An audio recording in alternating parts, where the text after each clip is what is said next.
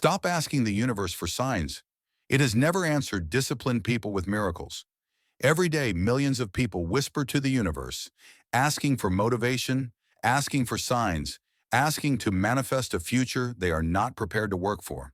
And the universe stays silent, not because it is cruel, but because it only responds to those who move first. The uncomfortable truth is this: you don't lack blessings, you lack control. You don't need alignment, you need structure. You don't need manifestation, you need standards. Nothing changes because wishing feels productive while discipline feels painful, and pain exposes who you really are. The universe doesn't reward hope, it rewards behavior. And the moment you stop asking for permission, life starts responding differently. Part 1. The comfortable lie that keeps you poor. Take a slow breath with me. In through the nose, out through the mouth, let your shoulders drop. Now listen carefully. You have been asking the universe for signs, for alignment, for a breakthrough that finally changes everything. You have repeated affirmations, watched manifestation videos, maybe even whispered to yourself at night that something big is coming. But here's the question most people are too afraid to ask. If the universe gave you exactly what you want tomorrow, would you have the discipline to keep it? Say it with me quietly. Would I be able to keep it? Because most people do not lose opportunities. They lose control. Marcus Aurelius, the most powerful man in the known world, did not build his strength by begging fate. He built it by mastering himself. And that difference is everything. Today we begin with an uncomfortable truth. Not because it feels good, but because it works. Stop asking the universe. Start controlling yourself. Pause, breathe again. This is not motivation. This is training. Most people love a comfortable lie. The lie says that if you think positively enough, if you visualize hard enough, if you wait patiently enough, the universe will eventually reward you. This idea feels spiritual, it feels hopeful, it feels safe, but it hides a poison. The poison is passivity. When you believe success is something granted to you, you slowly give up your authority. You wait for timing, you wait for permission, you wait for signs, and while you wait, your habits stay the same. Your reactions stay the same. Your discipline stays weak. Psychologists call this an external locus of control. Studies from Rotter and later behavioral economists show that people who believe outcomes are controlled by outside forces earn less over their lifetime, take fewer calculated risks, and recover more slowly from failure. One long-term study from the University of Rochester followed individuals for over 20 years and found that those with a strong internal locus of control earned on average 15 to 20% more income and reported significantly higher life satisfaction. This is not mystical. It is mechanical. Marcus Aurelius understood this nearly 2,000 years ago. In his private journal, which we now call Meditations, he wrote words not meant for an audience, not meant to inspire others, but meant to discipline himself. One line stands out. You have power over your mind, not outside events. Realize this, and you will find strength. Read that again in your mind. Power over your mind, not outside events. That sentence alone destroys the fantasy of begging the universe. Reset with me. Inhale, exhale, say it with me softly. I control my response.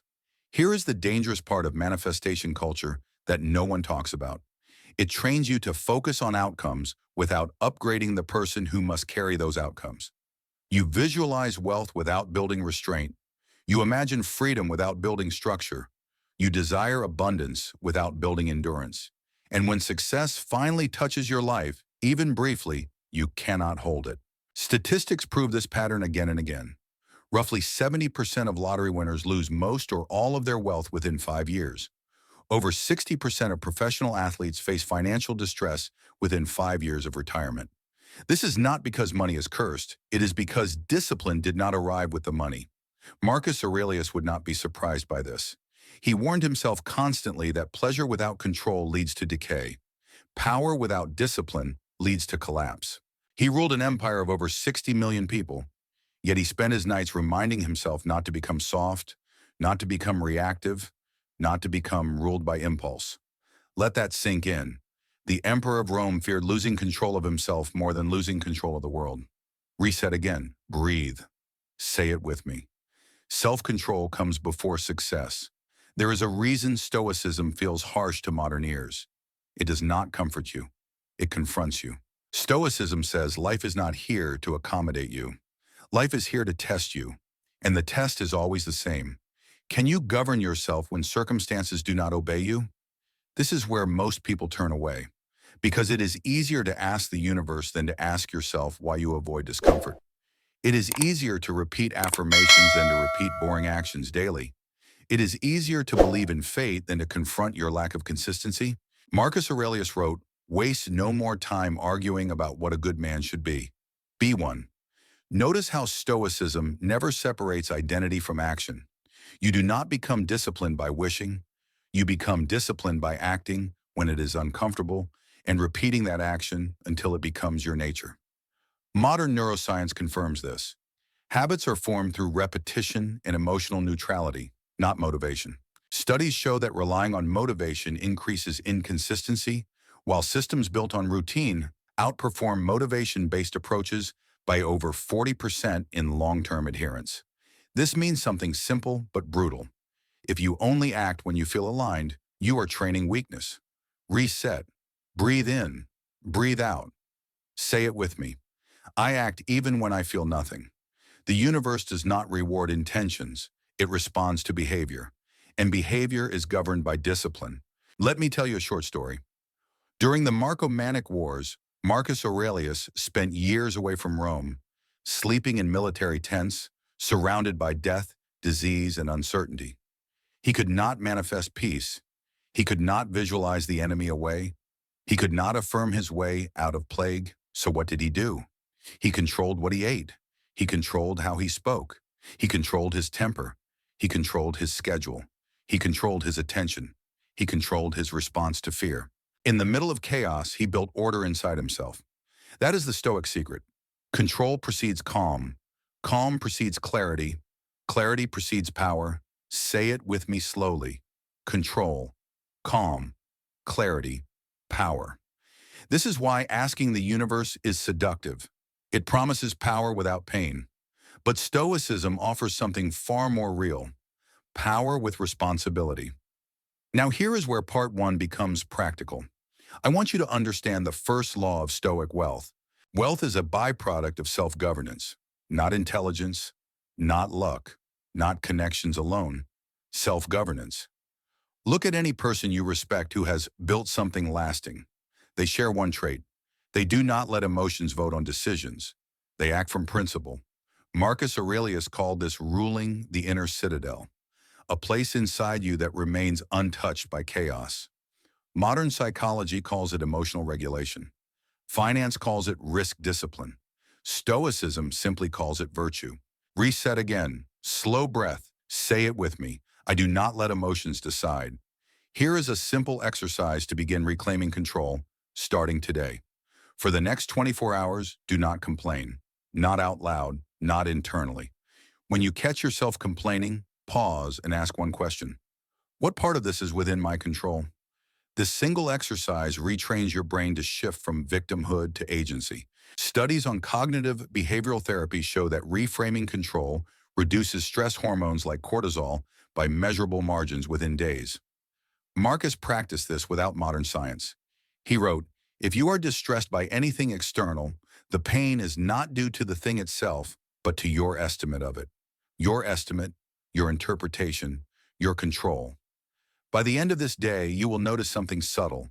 Less noise in your mind, less resentment, more clarity. And clarity is dangerous in the best way.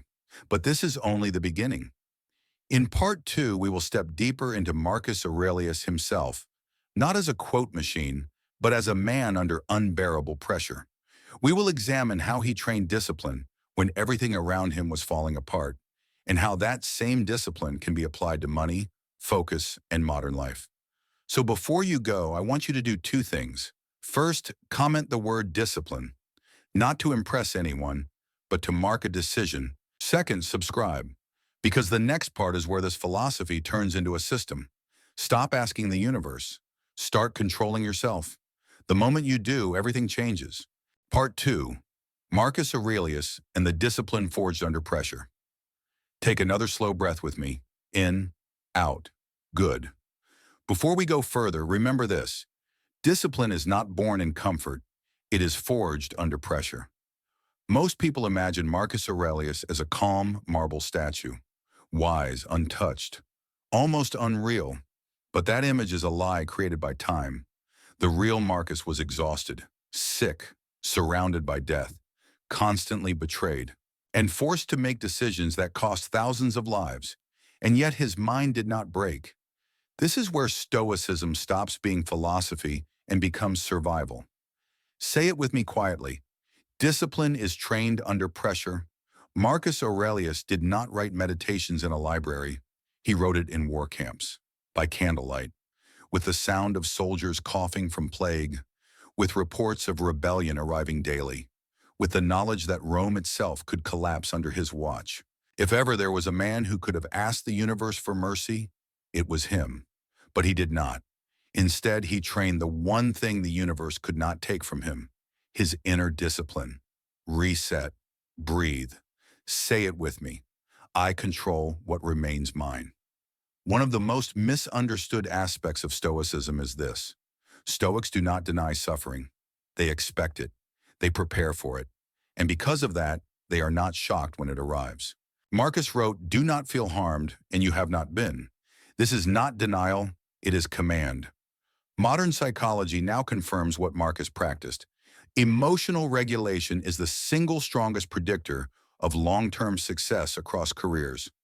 A 2011 study published in the Journal of Personality and Social Psychology showed that individuals with high self-regulation outperform peers in income growth, leadership stability, and stress resilience, regardless of IQ. In other words, the calmest mind wins over time. But calm is not passive. Calm is controlled intensity. Marcus Aurelius understood something modern manifestation culture avoids. You do not rise to what you desire. You fall to what you tolerate. Say that with me slowly. I fall to what I tolerate. This is why discipline begins with standards, not goals. Marcus held himself to standards so high that even his private thoughts were regulated. In meditations, he scolds himself for craving praise, for impatience, for mental laziness. He did not outsource accountability to the gods. He enforced it internally. Reset. Deep breath. Say it with me. No one is coming to save me. During the Antonine Plague, nearly a quarter of the Roman population died. Imagine ruling an empire while watching cities empty, armies weaken, and fear spread faster than disease. There was no cure, no reassurance, no manifestation technique to reverse reality. Marcus could not change events, but he could decide how he would meet them. He chose restraint over panic, duty over despair, structure over chaos. This is the second law of Stoic control. When the outer world collapses, your inner structure must tighten, not loosen. Modern examples prove this relentlessly. Look at individuals who survive economic collapse, war, or personal ruin and rebuild. They do not succeed because they hoped harder. They succeed because they imposed order when disorder was easy. Discipline under pressure is the rarest skill in the world. Reset. Breathe. Say it with me. Pressure sharpens me. Marcus trained his discipline through 3 daily practices that still apply today. First, negative visualization. Not to create fear, but to remove shock. He imagined loss so that loss would not paralyze him. Modern cognitive behavioral therapy uses the same principle to reduce anxiety by pre-exposing the mind to adversity. Second, voluntary discomfort. Marcus denied himself luxury even when he could have anything. Cold, simple food, limited sleep. Why? Because comfort weakens command. Studies on delayed gratification show that individuals who regularly practice controlled discomfort build stronger impulse control and long-term planning ability. Third, ruthless focus on duty. Marcus returned again and again to one question. What does my role demand of me right now? Not what feels good, not what is fair, not what I wish were different. Duty, say it with me, I do my duty. This is where wealth enters the picture. Wealth is not created by desire. It is created by consistency under boredom and stress. Most people abandon systems the moment they stop feeling inspired. Marcus trained himself to act without inspiration. This is why Stoicism produces builders, not dreamers. Reset. Slow breath. Say it with me. I act without motivation. Here is a practical exercise from Marcus himself. For 1 week, write one sentence every night. Just one. Answer this question honestly.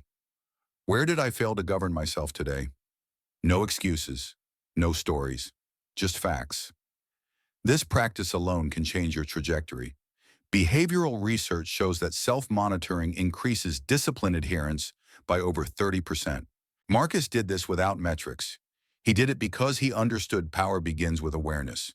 He wrote, "The soul becomes dyed with the color of its thoughts. If your thoughts are weak, your life follows. Reset, breathe, say it with me. I choose my thoughts carefully. Here is the brutal truth most people avoid. The universe does not test you, life tests you, and the test is simple. Can you remain ordered when everything invites chaos?" Marcus passed this test daily, not because he was special, but because he trained. And training is available to anyone willing to stop begging and start governing. In part 3, we will move from inner discipline to external results. We will examine how Stoic control turns into wealth, focus, and leverage in the modern world, without noise, without hype, without chasing. Before you leave, do this. Pause, breathe, and say it with me one last time. I do not ask, I command myself. Comment the word control if you are ready to build discipline under pressure. Subscribe, because the next part is where discipline becomes a system for money, power, and freedom. Part 3. Why discipline creates wealth, not motivation. Take a breath with me again. Slow, controlled, good. Now listen carefully, because this is where most people finally get confused. They think Stoicism is about enduring poverty. They think discipline is about suffering without reward. They think calm minds belong to monks, not builders. Marcus Aurelius knew better. Stoicism was never anti-wealth. It was anti-chaos. And chaos is the true enemy of money. Say it with me quietly. Chaos destroys wealth. Wealth is not fragile because markets move. It is fragile because people lose control under pressure. Look at history. Empires fall not from lack of resources, but from loss of discipline. Families lose fortunes not from bad luck, but from emotional decisions repeated over time. Marcus Aurelius ruled an empire with gold flowing from every direction, yet he warned himself constantly not to become owned by pleasure, comfort, or excess. Why? Because money magnifies who you already are. If you lack control, money makes you reckless. If you lack restraint, money makes you weak.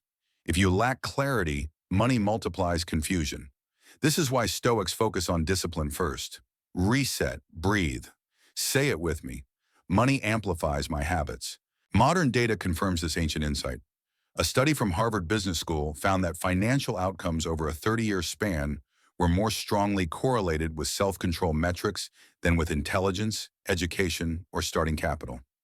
People with high impulse control accumulated significantly more net worth even when starting with less. Motivation had almost no predictive value. Motivation spikes. Discipline compounds. Say that with me slowly. Discipline compounds. This is where modern manifestation culture fails people financially. It teaches desire without systems, vision without structure, emotion without containment. Stoicism does the opposite. Marcus Aurelius wrote, "You have power over your mind, not outside events. Realize this, and you will find strength."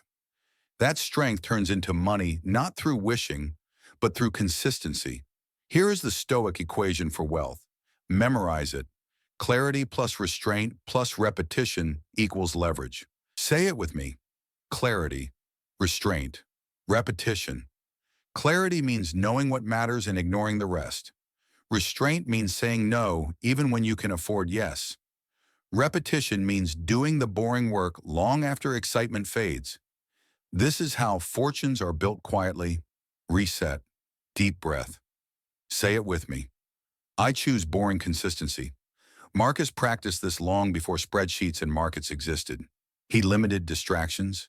He controlled his schedule. He resisted excess even as emperor. He returned daily to duty. Modern high performers mirror this unknowingly. Studies on top investors show that the most successful portfolios are not managed by the most active traders, but by the most patient ones. Overtrading destroys returns. Emotional reaction destroys compounding. Warren Buffett famously said that the stock market transfers money from the impatient to the patient. Marcus would agree, even without stocks. He wrote, "Be like the rock that the waves keep crashing over. It stands unmoved, and the raging of the sea falls still around it." That is a perfect description of financial discipline. Reset, breathe, say it with me. I remain unmoved. Here is where we connect discipline directly to money behavior. Most financial mistakes are emotional mistakes. Buying to feel powerful, selling to escape fear, spending to numb boredom, chasing returns to soothe insecurity. Stoicism removes emotion from decision-making, not by suppressing it, but by refusing to let it command. Marcus trained himself daily not to obey impulse. This is why Stoic discipline creates wealth even without extraordinary talent. Let me give you a concrete example.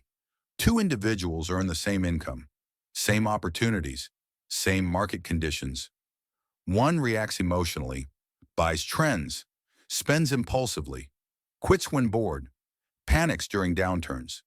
The other follows Stoic discipline, saves automatically, invests consistently, improves skills daily, ignores noise. After 20 years, the gap is not small. It is massive. Compounding rewards the discipline, not the inspired. Reset, breathe. Say it with me. I let time work for me. Marcus Aurelius did not use the word leverage, but he lived it. Leverage is what happens when controlled actions accumulate power over time. A calm routine leveraged over years becomes authority. A disciplined skill leveraged over years becomes income. A controlled reputation leveraged over years becomes influence. Stoicism teaches you to build leverage internally first. This brings us to a critical Stoic distinction. Desire is loud, discipline is quiet.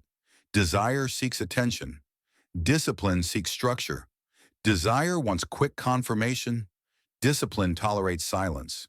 This is why Stoic wealth often looks invisible at first.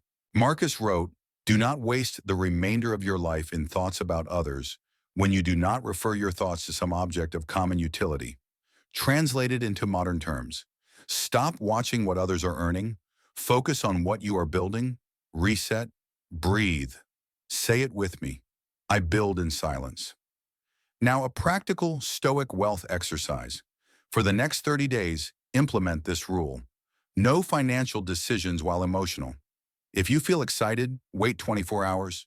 If you feel afraid, wait 24 hours. If you feel pressured, wait 24 hours. This single rule can save you years of regret. Behavioral finance research shows that cooling off periods drastically reduce poor investment decisions. Marcus enforced this internally without tools. He wrote, "If it is not right, do not do it. If it is not true, do not say it." Apply that to money. If it is emotional, do not act. Reset. Breathe. Say it with me. I pause before I act. Another Stoic practice that creates wealth is selective ambition. Marcus did not chase everything. He committed to his role. Most people scatter their effort across too many goals. Stoicism teaches narrowing. Choose one primary skill, one primary income stream, one primary discipline habit. Depth beats width.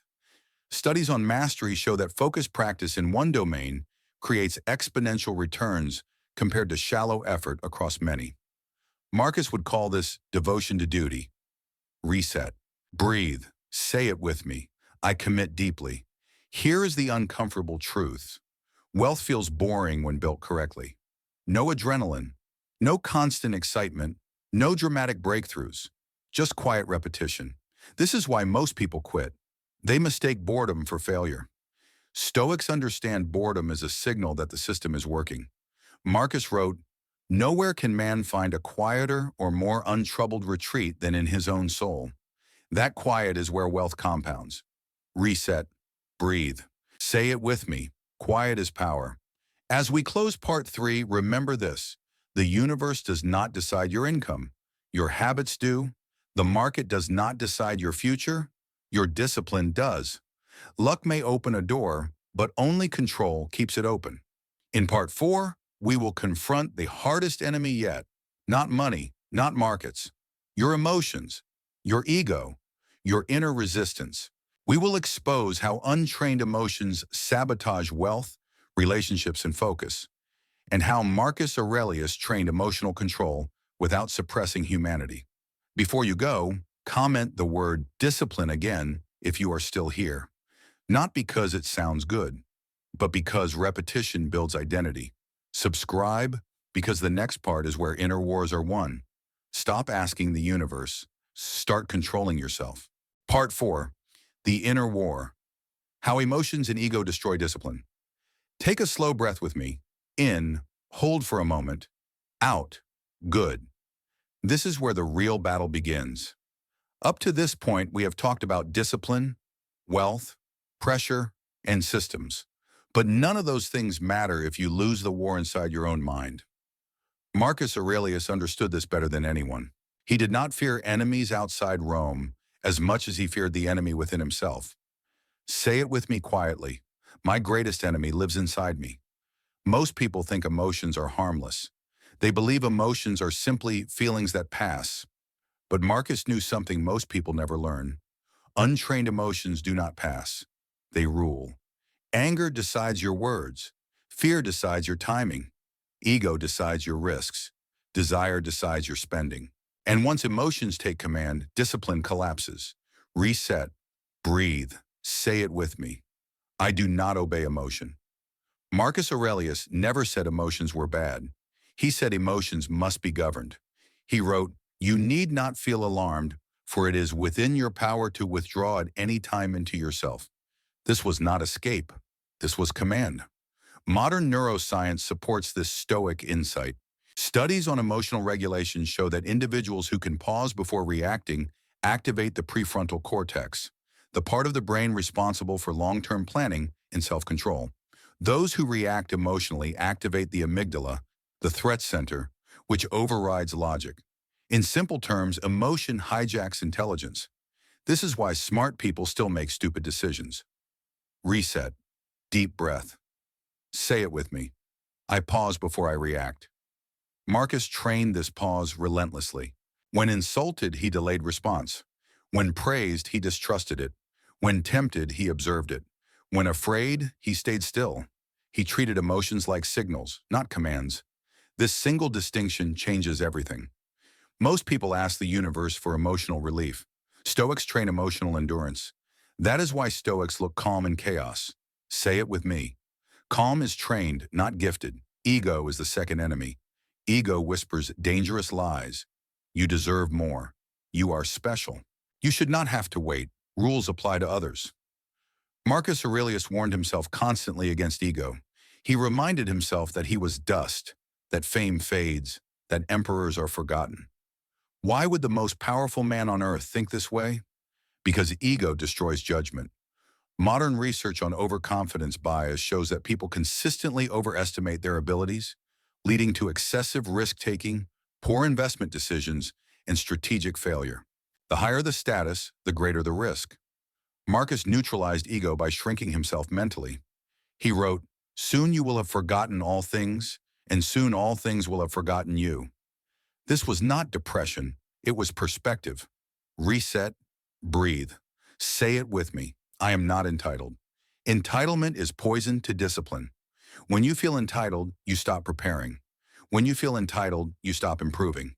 When you feel entitled, you demand results without process. Stoicism removes entitlement and replaces it with responsibility. Responsibility is heavy, but it is empowering. Say it with me. Responsibility gives me power.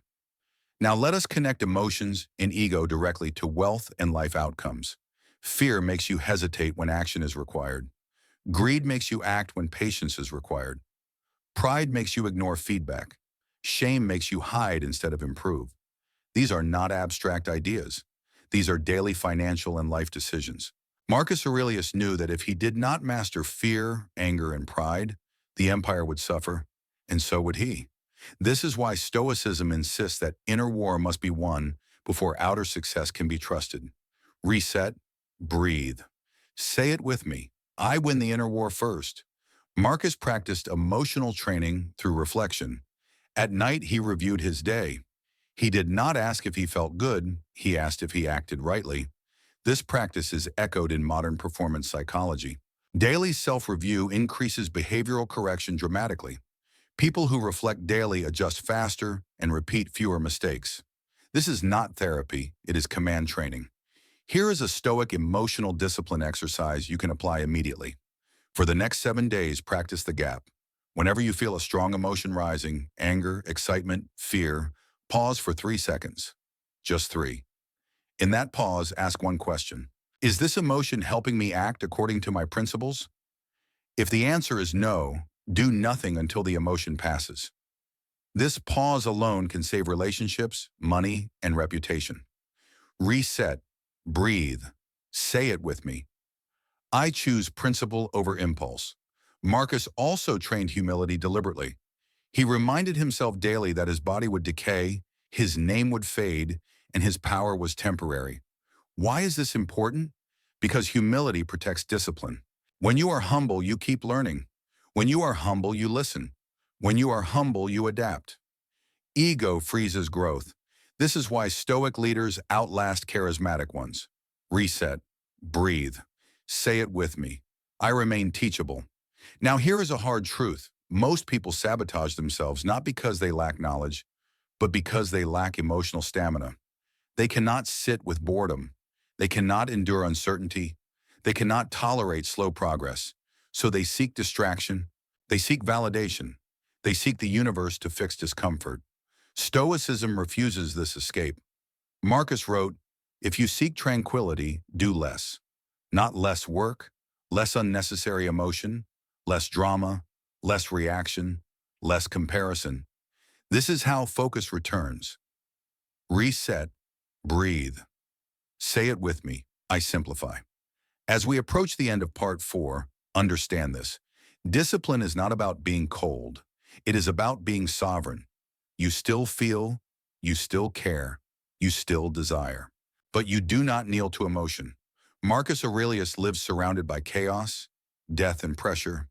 He did not ask the universe to remove it. He trained himself to stand within it.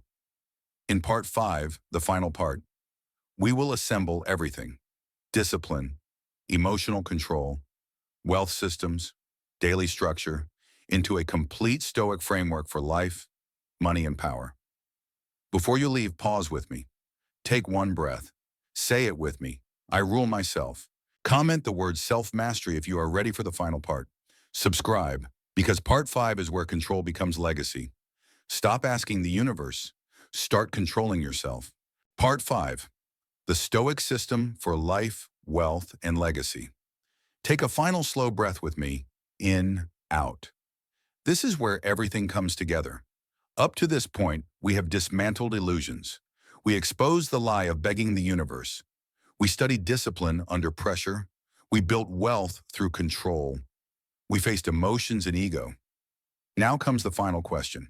What kind of life does all this create? Marcus Aurelius never wrote meditations to become famous. He wrote to survive power without losing himself. And that is the final Stoic challenge. Say it with me quietly. Power must be carried, not chased. Most people want success. Very few are prepared to carry it. This is why Stoicism is not popular. It demands responsibility before reward. Marcus Aurelius understood something timeless. A man without inner order will eventually destroy whatever he builds. Empires, fortunes, families, reputations. Reset, breathe, say it with me. Inner order comes first. This final part is about systems, not motivation, not inspiration, systems. Because systems outlive moods. Systems outlive circumstances. Systems create legacy. Marcus Aurelius lived by a simple Stoic framework, even if he never called it that. We will call it the Stoic system of control. It has 4 pillars: attention, time, energy, principle. Say it with me. Attention, time, energy, principle. If you control these 4, you control your life. Let us begin with attention. Attention is your most valuable asset, more valuable than money, more valuable than status, because whatever holds your attention shapes your future. Marcus warned himself constantly about distraction. He wrote, "Do not waste the remainder of your life in thoughts about others." Modern research confirms this ancient warning. Attention fragmentation reduces productivity by up to 40%. Chronic distraction weakens impulse control and long-term planning. In simple terms, scattered attention creates a scattered life. Stoic discipline demands ruthless attention control. One task, one priority, one direction. Reset. Breathe. Say it with me. I guard my attention. The second pillar is time. Most people do not manage time. They react to it. Marcus Aurelius treated time as sacred.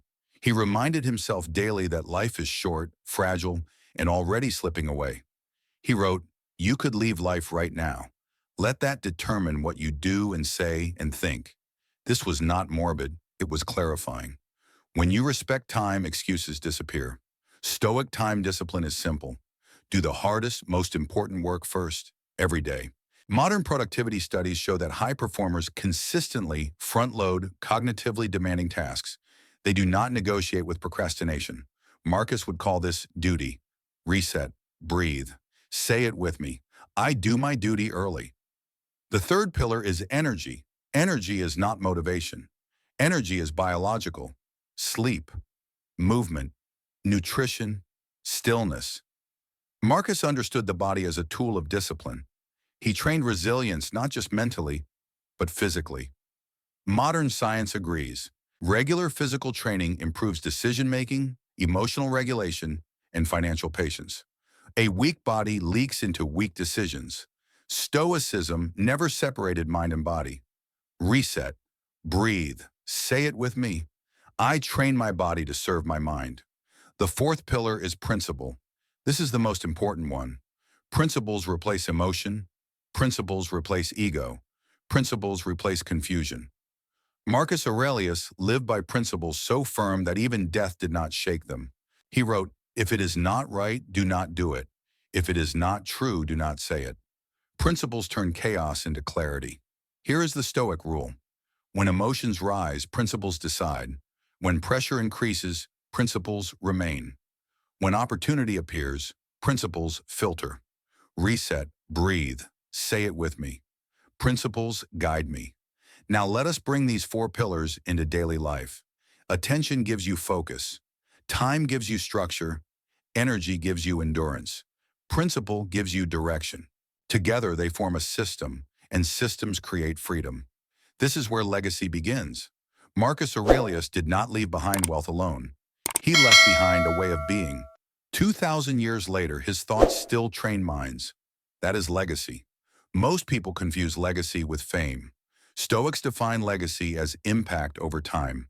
Reset, breathe, say it with me. I build for the long term. Now here is your final Stoic practice.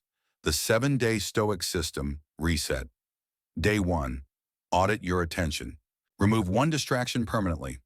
Day 2, fix your sleep schedule. Non-negotiable. Day 3, define 3 principles you refuse to violate. Day 4, schedule your most important work first every day. Day 5, train your body deliberately. Day 6, review your day like Marcus, no emotion, only truth. Day 7, simplify. Remove one unnecessary commitment. This week will feel uncomfortable. That is how you know it is working. Stoicism was never about comfort. It was about sovereignty. Say it with me slowly. I rule myself. Marcus Aurelius faced death constantly. Plague, war, betrayal. He did not ask the universe for mercy. He prepared himself to meet reality with discipline. That is the final lesson. The universe does not reward wishes. It respects order. Life does not test intentions. It tests systems. And discipline is the system that never fails. As we end this series, I want you to remember one sentence. Say it with me. I do not ask. I prepare. I control myself. If this series changed how you see life, comment one word. Control. Subscribe, because this is not the end. This is the beginning of a disciplined life that no chaos can take from you. Stop asking the universe. Start controlling yourself. If this message made you uncomfortable, good. That's growth knocking. Most people will keep waiting for signs, but a few will decide to become the sign. They stop begging for clarity and start building discipline. They stop asking for energy and start controlling their habits. This channel isn't about motivation, it's about mastery. Mastery of thought, mastery of emotion, mastery of self. If you're done asking the universe to save you and ready to build a life you control, you're in the right place. Subscribe to Making Life Better, not for inspiration, but for daily reminders to stay disciplined when motivation disappears. Control yourself first and everything else follows.